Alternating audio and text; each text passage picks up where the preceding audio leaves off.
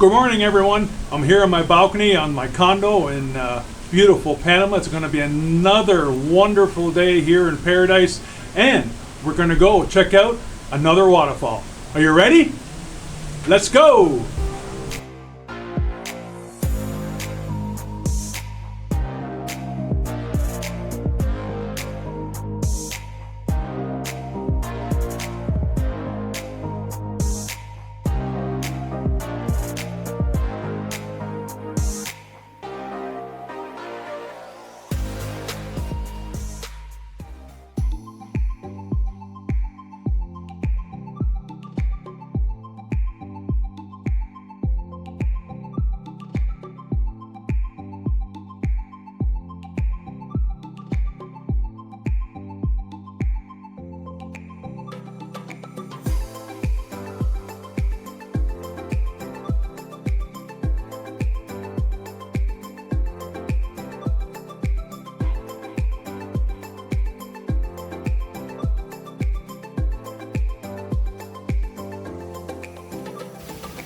This is the head of the falls.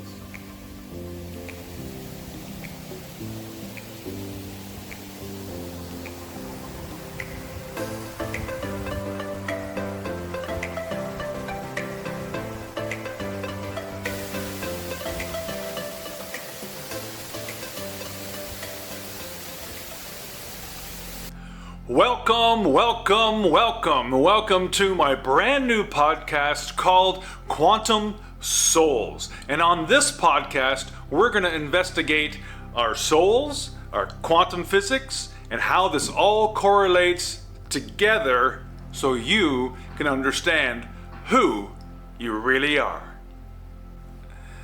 Today, we're going to talk about visualization. And I know that's something you've heard about before. It's kind of woo-woo, not quite sure about it. Maybe many of you have tried it. And it's kind of the essence of what was happening in the book and movie, The Secret. So to use visualization in order to help you bring things and manifest things into your life. But there's a problem. The problem is there's part of the population that has trouble visualizing. They can't just see those pictures in their mind like most people, and it's about 28% of the population that has difficulty visualizing pictures in their mind. I mean, they can, think of things and talk about things in their mind, in their internal voice like we all do, but they cannot, or have tons of difficulty to get this pictures to show up in their mind. And other people just, don't even bother trying to do it. It takes too much time or whatever. But so let's change this then. Instead of calling it visualization, let's call it imagination. Because we all have an imagination. We know we can all imagine things. We've done it many times. I mean, we've daydreamed all the time. Most of the time it was when you were in a boring meeting or school or something that you didn't really care about, and you started to drift off and you started thinking about other things. And you imagined yourself being somewhere else, doing something else. Well, that's exactly all you have to do in order to visualize. And we're going to talk about that today, because we're going to talk about how to turn nothing into something. So what is imagination then? Well, in our reality here on Earth, everything is created twice. First, in our imagination, and second, with our hands, our tangible actions to actually create it. But first, we must imagine that.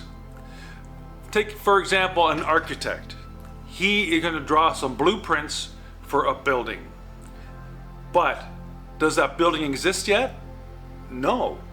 Right now, it's not tangible yet. And it's just in the architect's mind as he starts to lay out all the drawings. So, imagination is the ability to see what does not yet exist. That's all that is. However, when the architect is finished all his drawings, do we have a building yet?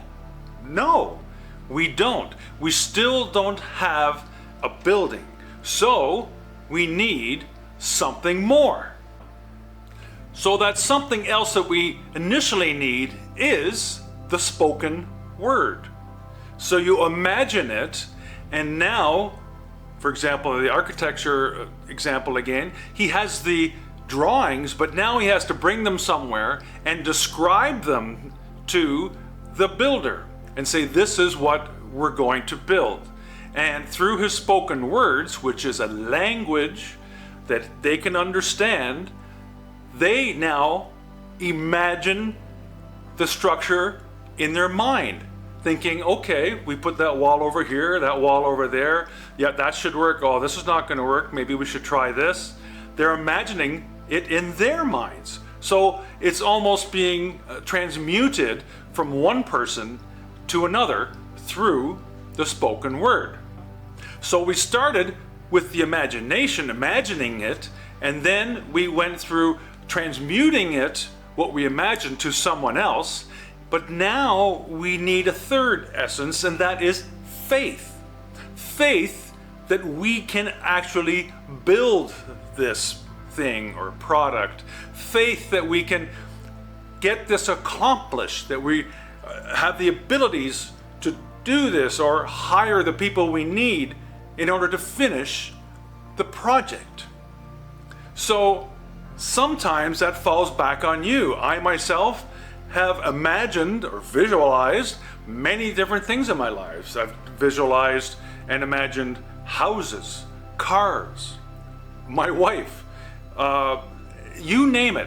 Whatever I wanted to happen, I have actually brought that into being through imagining it in my imagination, speaking the words, having faith, and then ultimately doing the next thing, which is action. Now, as you're doing this imagination, this imagining this thing or visualizing, it's best to only do it for a few moments, 5 to 10 minutes maximum, and put yourself in that picture. Imagine yourself there, looking at it through your eyes, not someone else's eyes, because then you're going to make it happen for them. You want to make it happen for you. And you look at it through your eyes, you feel the emotions in whatever's happening in your imagination. Smell the smells, feel the textures of things. You have to actually put yourself in that situation to make it happen. And then we can make the actions happen after we've finished with the imagination part. And you can just do this once a day. Really, that's all you need to do until it happens, because it will happen. Some things are a little slower than others. Some things happen the next day. Some things happen within an hour. Some things take a month or 6 months. So now we take the imagination, we take the spoken words, and we take our faith and we turn it into action. Because if you imagine something without taking action, then what is it called? That's right, it's called a dream. Imagining something without taking action is a dream. It will never be your reality. This is where many people fail. They forget the action part. They've imagined things, they've visualized things, they've done it all, but they're still sitting on the couch, kind of like what I'm doing right now. But they're just sitting on the couch waiting for Oprah to call. And she's not going to call unless you do something and partake in some sort of action. And you know, your ship will never sail in, because it doesn't happen that way. Your ship is built beneath you as you build it through your actions, your visualization, your imagination, your faith, your spoken words. You build it beneath you with those actions that you take. And then soon your ship will be ready to sail because you are the captain of your ship. Now, what I've just described here is what you've heard me say many, many times. The way you think is the way you feel, and the way you feel is the way you act, and the way you act gives you the results you get in your life. It's just a little bit different way of talking about it when we add in the imagination and the faith and the spoken word. It's all the same thing. The way you think is the way you feel is the way you act, it gives you the results you get in your life. It's true. It's true for you, it's true for me, it's true for everyone. Who would have thought that the reality in our life, the things we can touch and feel, would come from such humble beginnings of imagination? And as everything we create, we're the most beautiful creating machines in the universe. And you have created everything that you have in your life right now. And if you want something else, you can create that too. Because your yesterday created today. And what you're doing today, right this moment, is creating your next moment. So today is creating your tomorrow. Yesterday created today. It's that easy. It makes total sense. Now, imagine this. Imagine that we all live in a world of peace and love because there are no borders, there are no countries, there are no religions, there is no heaven. We just live in peace with each other. And there are systems put in place where we all get along. We don't have to constantly be in competition with everyone. You are a creative soul, not a competitive soul. Sure, it's fun to play games or some sports or whatever to be competitive, but you should be competing with yourself, not anyone else. Don't compare yourself to other people. Don't compete with other people. Compete with yourself and try to be better today than you were yesterday. Because we all need to learn from our past. And we don't need to repeat our past. We've learned those lessons. So why do we need to repeat them? Why do we do what we do when we know what we know? That's a huge question. So those things I mentioned are not far off. In fact, they're on their way. And that's the topic for another video. Thank you so much for taking the time to watch this video. Take care, and I'll see you again very soon. Bye for now.